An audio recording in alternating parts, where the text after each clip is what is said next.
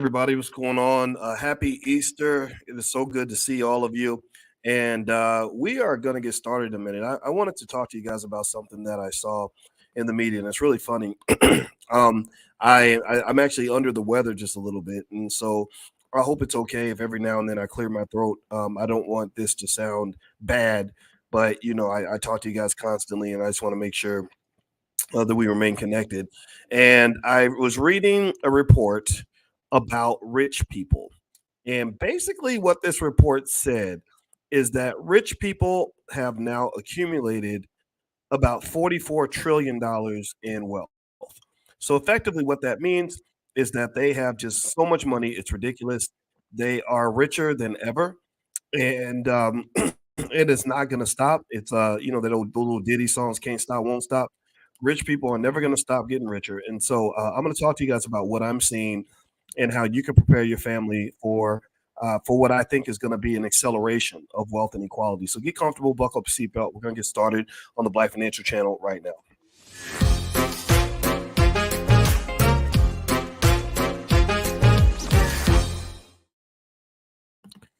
Hey, what's going on, guys? Welcome to the Black Financial Channel. That's theblackfinancialchannel.com.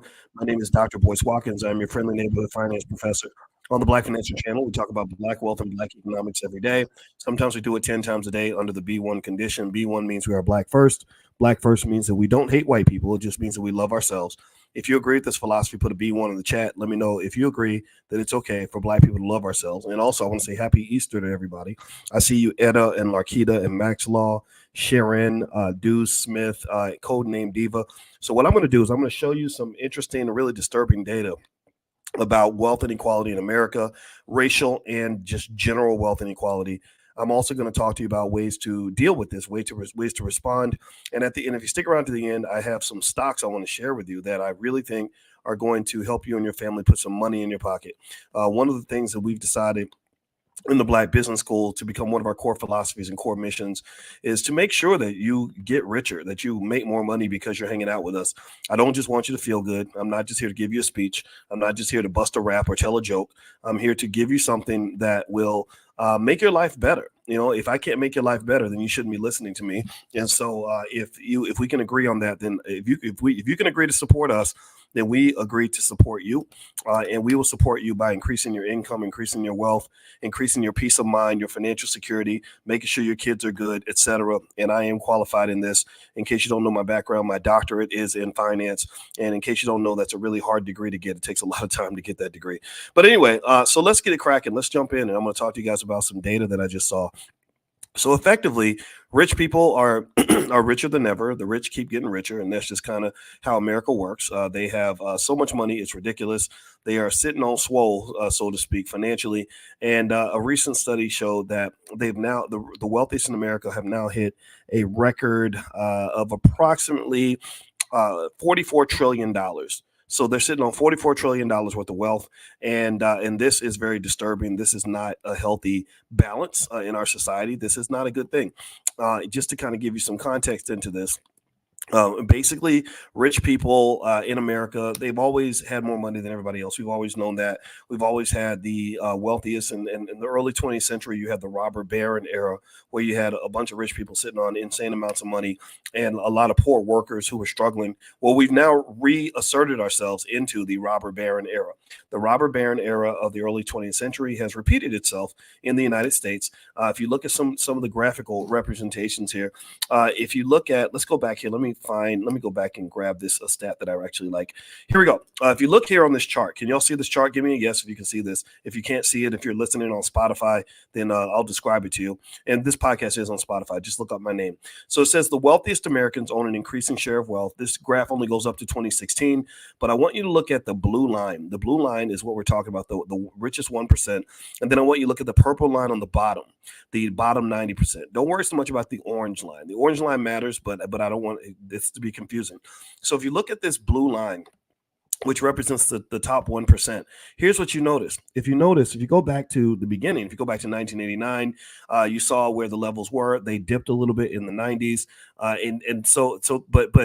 the blue has kind of remained strong for the most part for the last 30 years. That top 1%, their percentage of American wealth has pretty much remained constant or it's actually grown. If you see, there's a gap that starts to emerge around 2010, and it accelerates and it maxes out here at 2016. But just to tell you how the story ends, you got another 8 years after that. The gap continues to grow. Wealthy people, the top 1%, now have a record amount of wealth that they didn't have before. And if you look at the bottom 90%, look at the bottom 90%. The bottom 90%, their wealth has gone down. Their wealth has gone down. Their wealth has gone down. The bottom 90%, where their wealth has gone down, that represents people who basically are not in the financial system, who don't have economic vehicles, who are getting up and going to work every day, who are trying to save their way to wealth, who are getting a paycheck, spending the paycheck, and then living paycheck to paycheck. That bottom 90% is dropping.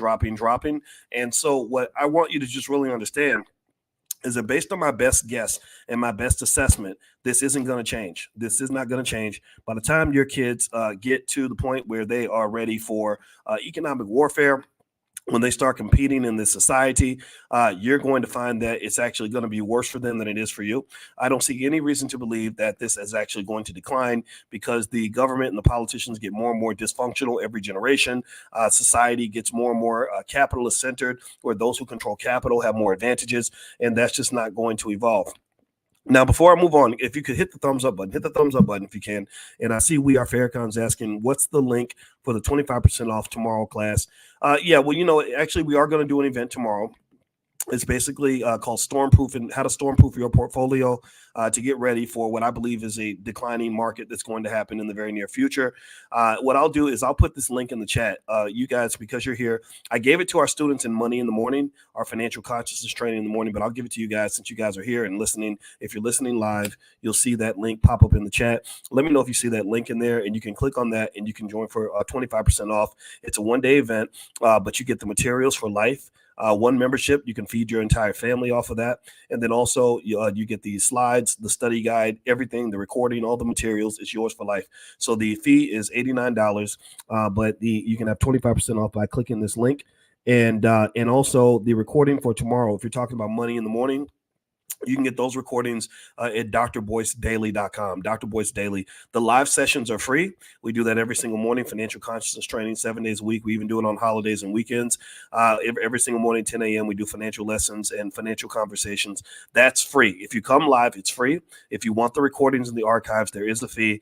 That's how we raise money for the Black Business School, because we want to be an independent Black wealth institution. We need institutions in our community. We need think tanks in our community. We need the best and the baddest and the brightest sitting around thinking about how to solve economic problems in the Black community. We just signed Dr. Lene Javette, who is an absolute beast when it comes to, she's a beautiful beast, but she's an intelligent, beautiful beast. Shout out to all the smart Black women out here. And Dr. Javette is going to be our Dean of Entrepreneurship. Julian Gordon was our Dean of Real Estate for many years. And then also we've got Ace Chapman, who just came in, who showed our students how to make millions of dollars acquiring businesses. Also, Michael Edwards helped us to launch the B1 Forex Academy. So we got a lot of stuff going on. Now, if you want to see the recording, Terrell, if you sign up for the membership with that link I just shared, that will give you access to the recording. So you can just, go back in, log in anytime for the next 10 years and it'll be there waiting for you. And you can share it with your cousin and them and everybody else. All right. So here, let's get back to the topic at hand. So we were talking about how the richest 1% have pretty much dominated the American economy. My theory is that this plan for domination started about 40 years ago. I believe it started in the 1970s. See, remember I was telling you all that the way to control the present is you have to control the present when it's the past. Sun Tzu, in The Art of War, he said that battles are won before they begin, that those who prepare are the ones who succeed. And so things like gentrification or the control that the Republicans have taken over the U.S. government in terms of making all of our politicians centered on the money, all this started a long time ago. They started this plan in the 1970s. Now, the Democrats are not much better. So don't think I'm sitting here doing that Democrat-Republican nonsense. I just don't believe that voting for a Democrat or voting for a Republican is going to make a significant difference in the wealth levels of Black people. We've done those experiments. We've done those things. We've had these votes, and these votes have not led to anything when it comes to your economics. I say this as a finance PhD. You're welcome to prove me wrong. You're welcome to show me where Black wealth has gone up because we voted for a Democrat or because we voted for a Republican. You're welcome to prove me wrong. In fact, I hope you prove me wrong because I'm getting sick and tired of all the nonsense where we are led to believe in false solutions to our problem. We're led to believe in solutions that don't work, but they're convenient for people that want to control us, manipulate us, and make money from us. So if you want to know where I stand, I am a big believer in Dr. Claude Anderson and Powernomics. I believe that if we think about economic power in the right way, we can get where we want to get to. Now, what is this that I put on my screen? Here is a chart on racial wealth inequality. And I want you to look at this chart here. Let's take a minute to dissect this and break this down. Okay. So here it says in 2019, the typical white family had a wealth of had $184,000 in wealth, and the typical black family had 23,000. The top is where white people live on this chart. The top chart is white people. Can y'all see this? Give me a yes if you can see this. Okay. The top chart, the black is white people. The bottom, the purple is black people. Y'all see that? And if you look here, you can see that white people are just way at the top of everything when it comes to the economics. In fact, white wealth, it was going up, and then it looks like around 2007, that was when the stock market crashed, and you saw their wealth kind of dipped a little bit, but it kept on going up because being white has always been profitable in America. If you look at black wealth, start from the very beginning. Go all the way to the left-hand side. Can y'all see this? Are y'all following me? Okay, let me know if you're following me. I want to make sure I don't talk. I get excited. I talk a little bit fast sometimes, and I don't want to do that. And again, forgive me because I'm a little bit under the weather, so that's why I don't sound like myself. But I don't care. I'm gonna keep going. So you see here. Look at the beginning. Look at 1989. The median white family. The typical white family. I believe this is the median. Yeah, it's the median, not the mean. The median white family has $143,000 in wealth. The median black family has $9,000 in wealth. Then you go out 30 years from 1989. 1989 is when I finished high school. That's how old I am. And you think all this progress has been made. You're told in school that all this racial equality has been achieved. You're told that black people are just doing so much better than they were before. Well, I want you to go up 30 years. And I want you to look at 2019. Look at 2019. White people are at 184. Black people are at 23. We went up by 14,000. They went up by 41,000. So not only are you behind, I need you to pay attention to understand this. I'm a mathematician, so I see this in very complex ways, but I can explain it to you. So don't get intimidated by that. It's not just that they're ahead of you. It's not just that they stayed ahead of you. It is that they got further ahead of you. Are you following this? So if you consider black wealth to be a car, if we're in a car and white people are in a car, not only is their car miles ahead of your car, but the gap ain't shrinking. The gap between the cars is actually growing. The gap is accelerating as fast as white people's wealth is accelerating. So this ain't progress, y'all. This is not progress, black people. This is not a win. This is not a win. Let me ask y'all a question. Let's do I do financial consciousness exercises. In the morning, we do our financial consciousness training. Let me ask y'all a simple question. If I was to ask you, what were the top 3 stressors for black people? The top 3 things that cause black people the most anxiety, the most stress, the most family drama. Would you agree with me? Give me a yes if you'd agree that money will be in the top 3. If I was asked, what are the top 3 things to stress a black man out? Would money be in the top 3? If I said, what are the 3 things that a single mother worries about the most? Would money be in the top 3? If I said, what are the top 3 things that break up families? Would y'all agree with me that money, a lack of wealth, a lack of financial security, that word is very important, security, very important, because that's emotional. Money's very emotional. If you ever want to be stressed out, just let somebody take money out of your bank account. Or let your credit card start bouncing. Let lose a job. To go through what it's like to lose a job. So here's what I want you to understand. I want y'all to understand, like, I'm a simple guy in the sense that I know a lot of complex ideas. My PhD is very real. It took me a decade to go through all the classes and everything, but I don't need to be complicated to explain these complex ideas. I can explain the complex ideas in a very simple way. So here's what I'm saying to you. When you tell me, when you get up on a podium, whether you're a politician or a Negro naysayer or somebody who just hates Boyce's guts because you don't like what I say on this platform, I'm going to simply say to you, okay, we've made all this progress, but are black people better off? Are we feeling better when we wake up in the morning? Are our lives more secure? And if you say, yeah, we're doing much better. I mean, things are so much, my gosh, back in the 80s, things were so much harder for black. Okay, I hear you. But I just showed you. We just agreed that having enough money is one of the dominant factors in whether or not your quality of life is good or bad. So, and the data clearly shows that you don't have much more money than you had back in the 1980s. I mean, that $14,000 increase, that's barely, I mean, that probably keeps up with the rate of inflation. That's it. The racial wealth gap has not closed. So if wealth is one of the top three factors that drives quality of life for Black people, happiness and stress and everything else, then you can't tell me that our lives have gotten better if the money ain't showing up. That's when I become Joe Pesci in the reparations conversation. Y'all know what that is. Y'all know Joe Pesci's most famous line in Goodfellas. What was it? F you pay me. F you pay me. F you pay me. And if you can't pay me, then I'm gonna go pay myself. So I want y'all to look at this chart. There's a lot of data here. There's a lot here, and I'm gonna try to condense it so that we understand the conversation. But if you look at this chart, here's what I want you to understand. When I'm in a car that's either going slow or going backward or not taking me to the right destination, I'm going to get out of that car.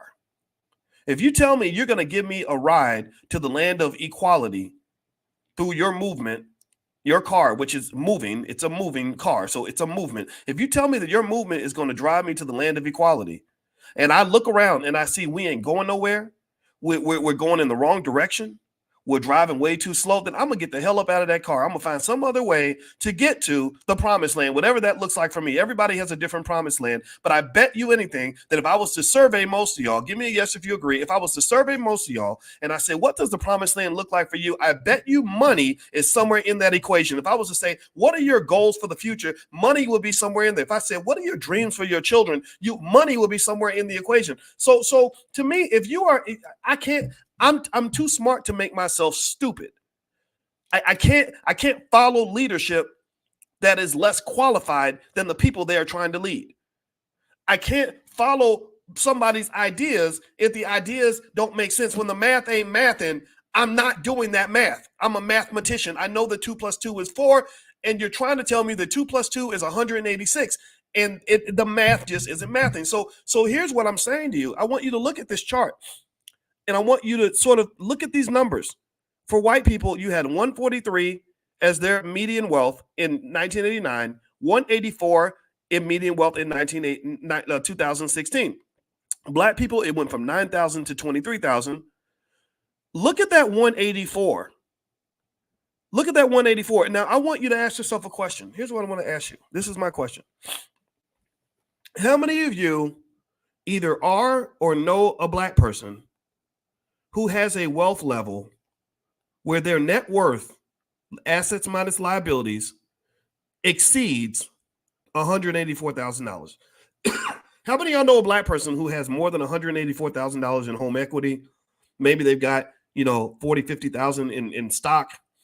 Maybe they've got a small business that they wouldn't sell for less than a couple $100,000. How many of y'all know a Black person who actually has more net worth or higher net worth than white people? Give me a yes in the chat if you know somebody who fits that description. Okay, a lot of you are saying yes. Here's the deal. This is what I want you to understand. There's nothing magical about white people. I know that you were raised to believe that they are these wonderful aliens who sprinkle fairy dust out of their ass, or that they come from another planet of superior beings. But there's nothing magical about them. This is not me being anti-white. I'm not being anti-nothing. This is just me being honest. There's nothing magical about white people and what they've accomplished. $184,000 in net worth is a very easy number to accumulate if you know the rules of the game. But it is a very hard number to reach if you're playing the game the way you were taught to play it by civil rights superstars and people that believed in things like corporate jobs, student loans, affirmative action, and things like that. If you believe white people as the masters of your economic fate, when they're running the businesses and they're deciding how high you're going to go, if you believe that they're going to give you a net worth that exceeds $184,000, then you're going to fail.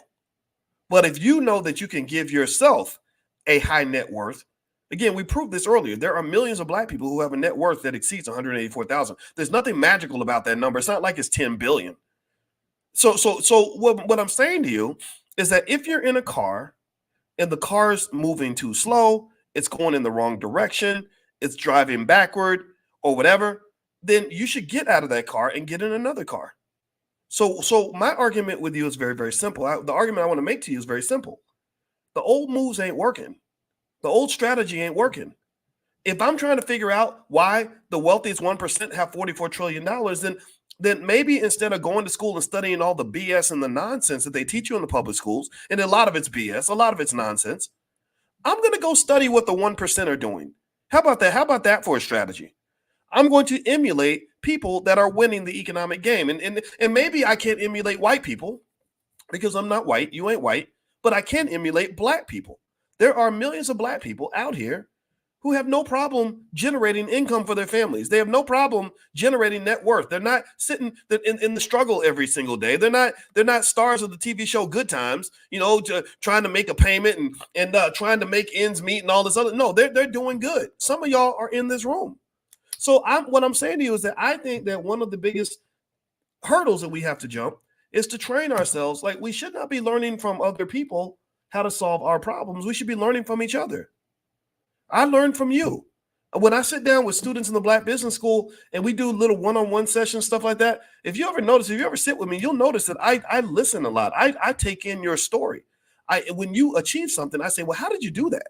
How did you get to that point? Because I'm thinking, okay, we got the formula. We cracked the code. I want to figure it out and figure out what you did specifically so that when I go back and shape the models and the formulas that we talk about in class or whatever it is, I've got data. I can say, here's what Black people are doing to get ahead. Here's what they're doing to stay behind. There are Black men out here that are just killing it. And let me give you a shortcut in terms of how they're killing it. They are killing it. They are not killing it by just looking for good jobs. They are killing it by supplementing their income through things like stock market investing. Stock market participation is the number one reason that rich people get into the top 10% or the top 1%. If you look at their percentage of participation in the stock market, it exceeds probably 90% of all people in the top 10% of earners that are in the stock market. And what I love about the Black Business School, which makes me so proud of you, is that when I took the data, you guys were about 90%. You weren't doing what everybody else is doing. You're doing something different. And I'm very proud of you. If you want to give me a gift for my birthday or for Christmas, I'd like to be able to take that survey at the end of the year and have that number be closer to 100%.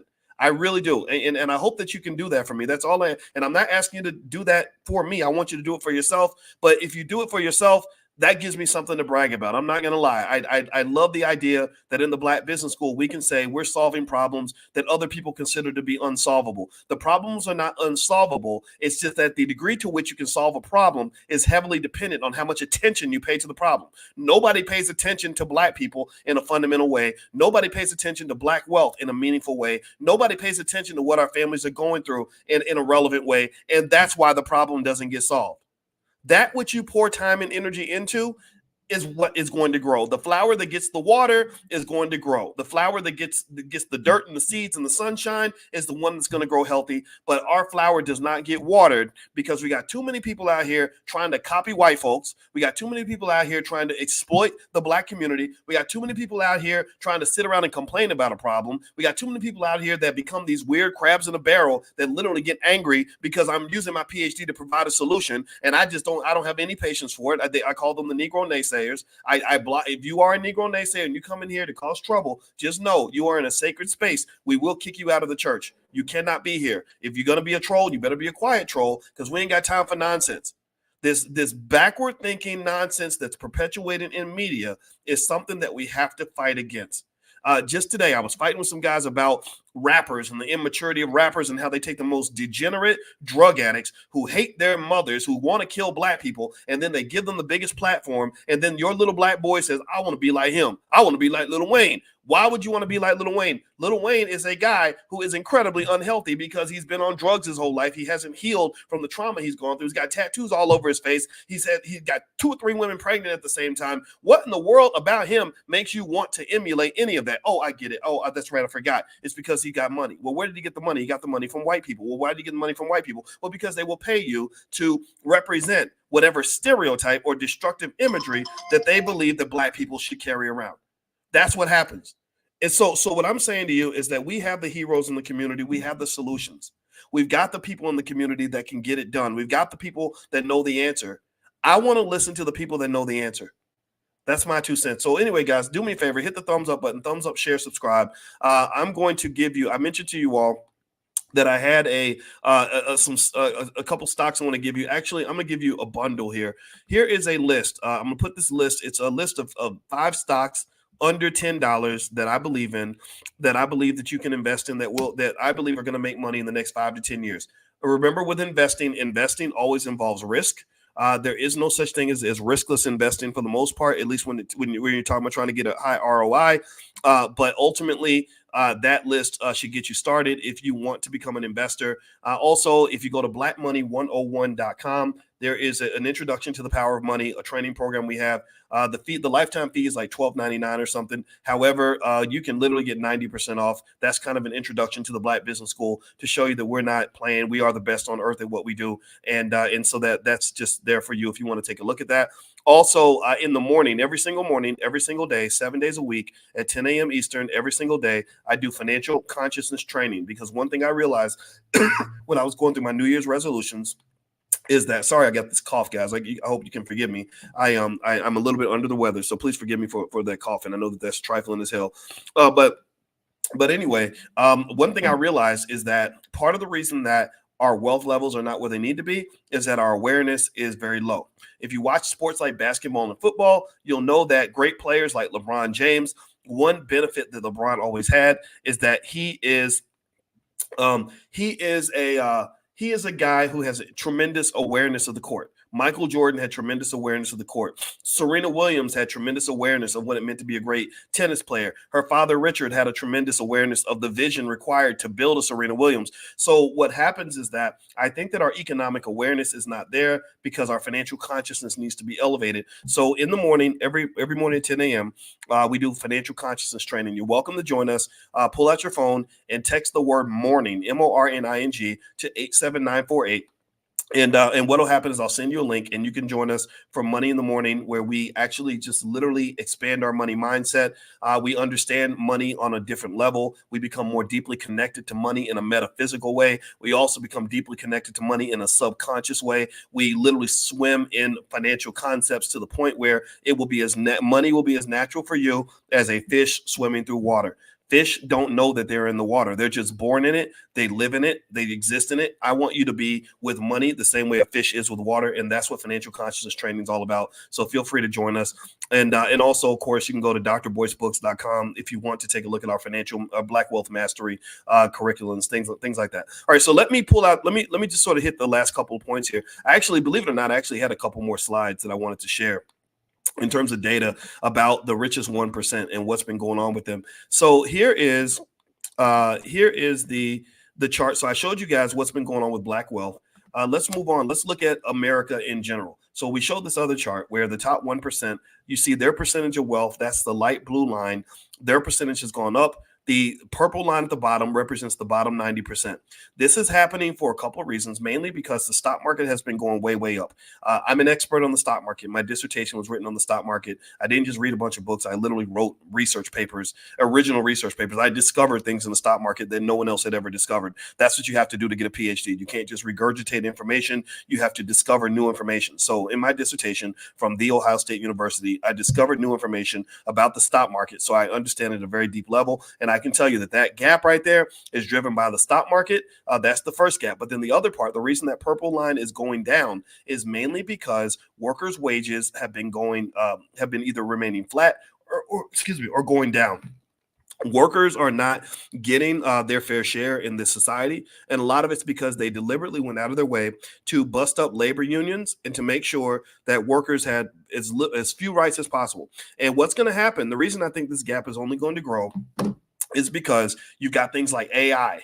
Now you don't have to deal with people. You got robots. Robots will work for $2 an hour. You've got immigrants coming into the country by the boatload. You think that's an accident? You think they're accidentally letting millions of people into the country that should not be here? No, they're doing it on purpose. The money is the motive. Also, if you look at The United States is a terrible, terrible, terrible country in terms of economic inequality. Now, this chart is a little bit fuzzy. I apologize for that, but I'll make it simple for you. If you look at the top, that top light blue line is the United States. This represents the percentage of the country's wealth that is controlled by the top 1%. And this is actually not wealth. I'm sorry, this is income. So the percentage of income controlled by the top 1%. You see, the United States dominates all the other major countries. It dominates Canada, Italy, Germany, France, Japan, and the United Kingdom. And this is largely because your politicians are a bunch of worthless SOBs who don't really care much about the American people, and they've been bought out by major corporations. How do you think that we got to the point? Think about this. How many of you have student loans? Give me a guess if you ever have had a student loan or you're dealing with student loans. Give me a guess. How many student loan veterans we got in here? Okay. So a lot of you have. I know I have. I know I had to take some loans. So here's the deal with student loans. It's really fascinating.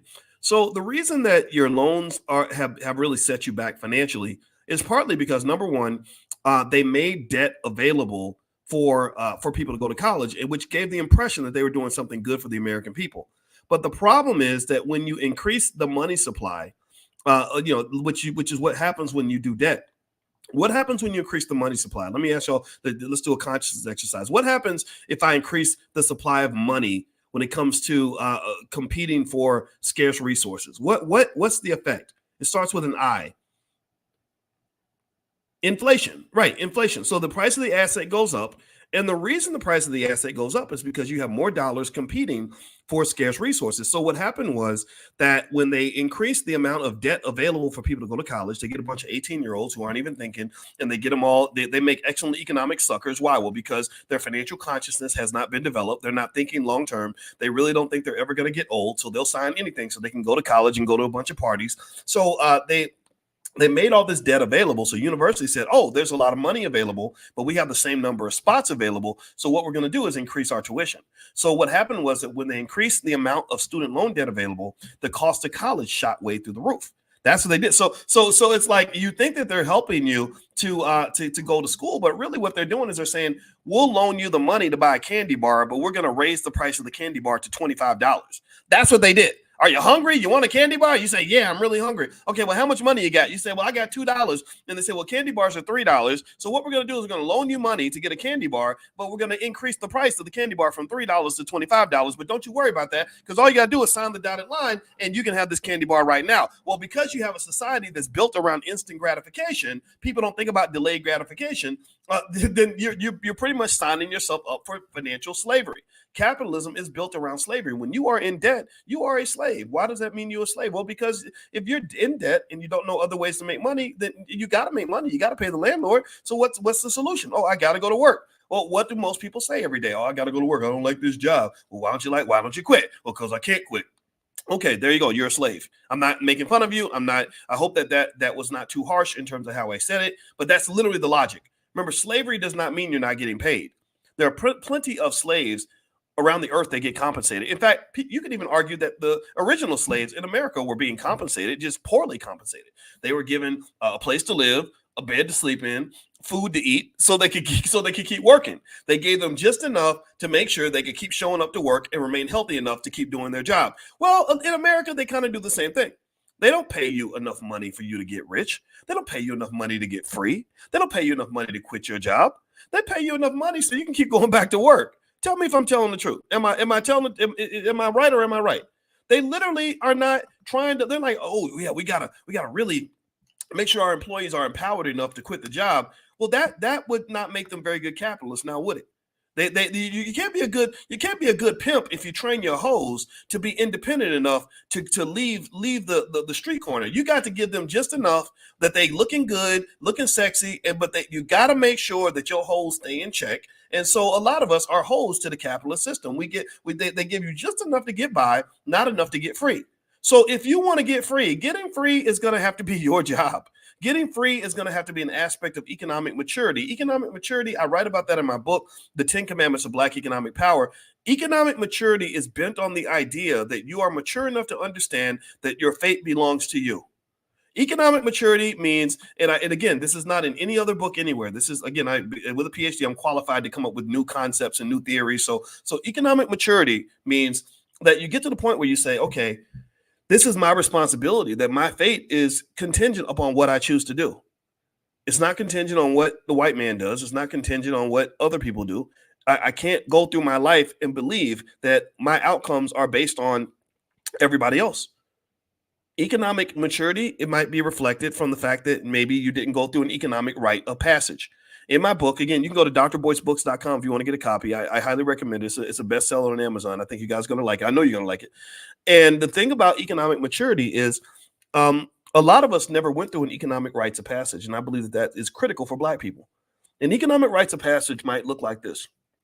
It might be something where you graduate from being a renter to being an owner of property. You're no longer economically immature enough to think that you can rent your residence for the rest of your life and somehow find a way to be financially free. Economic maturity might be where you go through a rite of passage where you graduate from being a consumer to being a producer.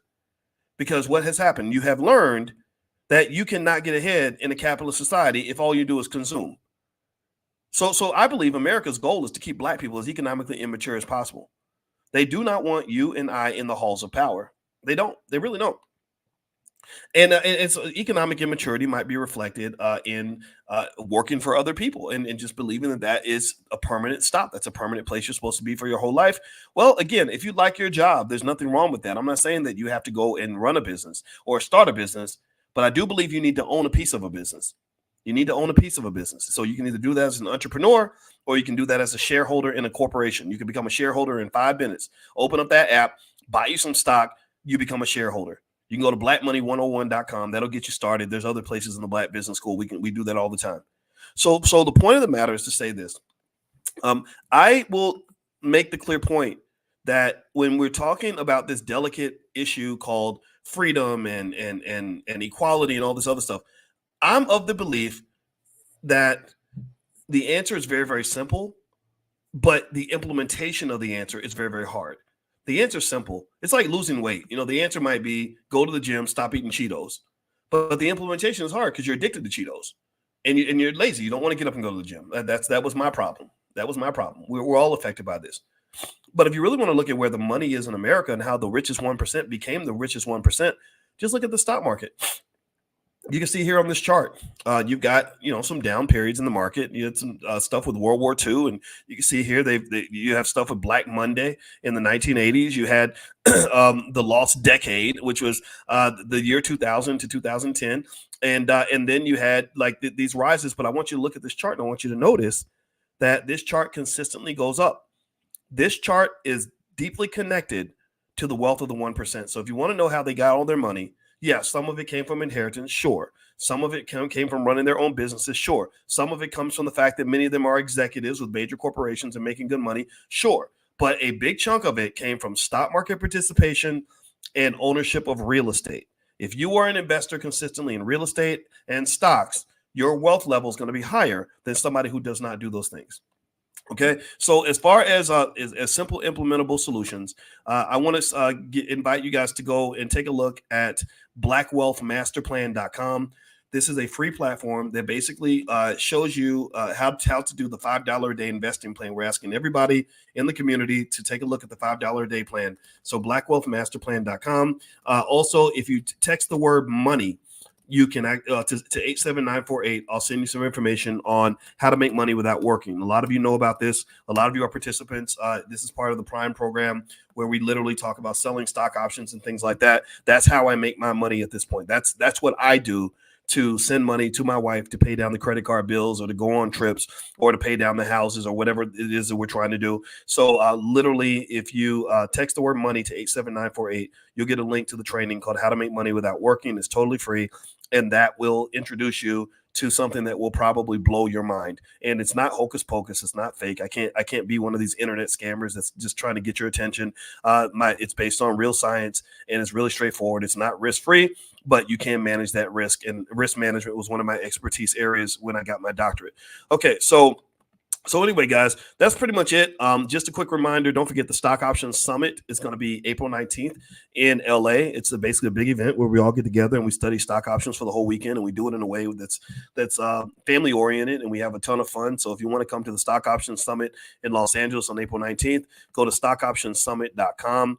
And then last but not least, don't forget that the All Black National Convention is where we get together with the smartest Black people on the planet in all different areas, and we solve our problems. My wife, who is a therapist, she has a bunch of really cute therapist friends like her. She's the cutest of all in every place she goes, in my opinion, and she's actually deep into Black financial psychology. She's actually done some really great workbooks on the topic on dealing with financial trauma and things like that. So she participates in the convention, and then also at the same time, we just have lots of other experts in all different kinds of areas. We even invite, rappers and whether or scientists and engineers and business owners and investors and anybody that really has an idea that can benefit the community. That's who's invited to the ABNC. So feel free to join us. Go to allblacknationalconvention.com. We're going to be in Chicago this year. And when I say we invite rappers, I mention that specifically because I know some people think that I don't like rappers because I call out the immaturity of certain rappers, or if they're talking bad about their child's mother, or they're promoting drug use amongst young people. I get very offended by that. I don't like that at all. But there are rappers who are using their power for good. Guys like D1. D1 has come to the convention many times. Killer Mike came to the first convention. David Banner. There's lots of great artists out here that really do get it, and they are part of the movement too. So I want to make sure that they feel welcome as well. So anyway, guys, have a wonderful day. God bless you. Thank you so much for hanging out with me. And sorry about me sounding all choky and crazy in the background. I wish I could fix that, but I'm a little bit under the weather, so please forgive me for that. And here's that list. If you want to take a list of those 10 stocks or 5 stocks, I'm sorry, there's 5 of them under the cost of $10. So here is that list, Lillian. So there we go. Let me know if you see it in the chat.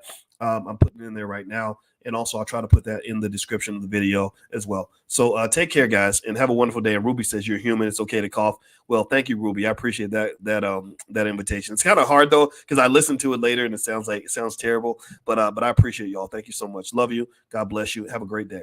Take care. Peace.